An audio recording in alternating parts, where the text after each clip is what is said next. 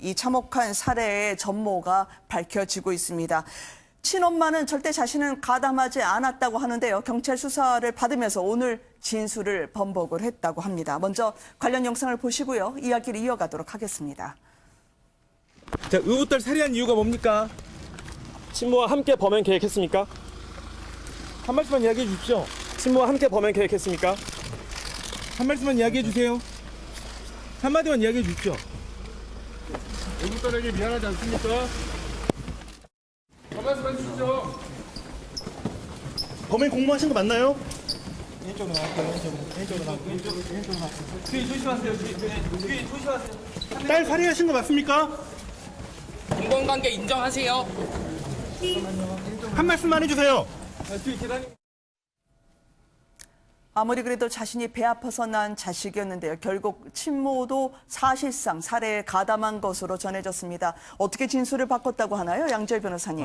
이제 오늘 영장실시심사를 친모도 받았는데 네. 받기 전에 갑작스럽게 자정 무렵에 경찰에 요청을 해서 그동안은 이제 무엇보다 살해 현장에 나는 있지 않았다는 식으로 부인을 했었거든요. 그런데 그 자리에 있었다. 그러니까 의붓 아버지가 딸을 살해할 때 있었고 아이를 네. 13개월 된 두 사람 사이에 아들을 보고 있었다. 그것까지는 사실인데 다만 내가 적극적으로 말리지 못했던 이유가 또 혹시 거기서 내가 너무 나서게 되면 나 역시도 생명이 좀 위협을 받을 수도 모른다는 게 무서웠다라는 네. 식의 그러니까 공모는 현장에 있었던 건 맞지만 공모를 한 것이라든가 가담을 하지는 않았다는 식의 주장을 한 겁니다. 네.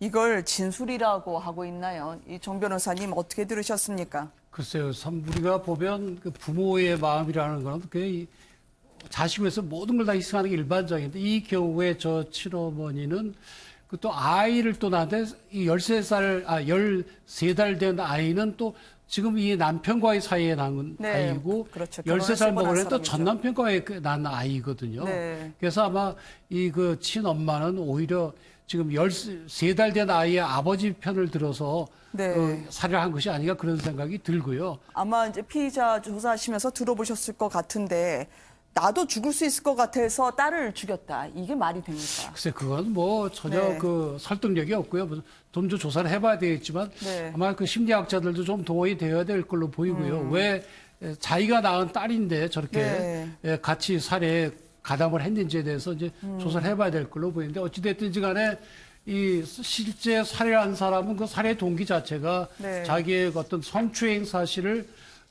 친아버지에게 알려서 경찰에 이제 사건화가 됐다. 그걸 알고 죽였다는 네. 거 아닙니까? 그렇다고 한다면 우리 법에서도 최고형으로 처벌하도록 되어 있는 특가법상 보복범죄거든요. 그래서 네. 사형, 무기징역 또는 10년 이상 징역에 처하도록 되어 있고 그 친어머니도 거기에 가담을 했다고 한다면 뭐 네. 같은 죄로 처벌을 받을 수밖에 없는 거죠. 네. 범행에 쓰인 차량을 보니까요. 이 친모의 배에서 난 자식이 모두 4명이 넘는데 이 불쌍한 여중생의 사진은 그 어느 곳에서도 찾을 수가 없었습니다. 아마 친부에게는 맞고요. 계부로부터는 성학대를 당한 것 같은데 갈 곳이 없었죠. 그런 여중생이 죽음을 당한 겁니다. 친할머니가 전한 이야기부터요. 경찰 관계자까지 들어보시고 오겠습니다. 무지하게 당하고 살았대요. 두들 패고 밖에다 내보놓고 문을 잠가보고 못 들어오게 하고 어들 산으로 꽂고 가고 막 뜯고 그랬다 가대요.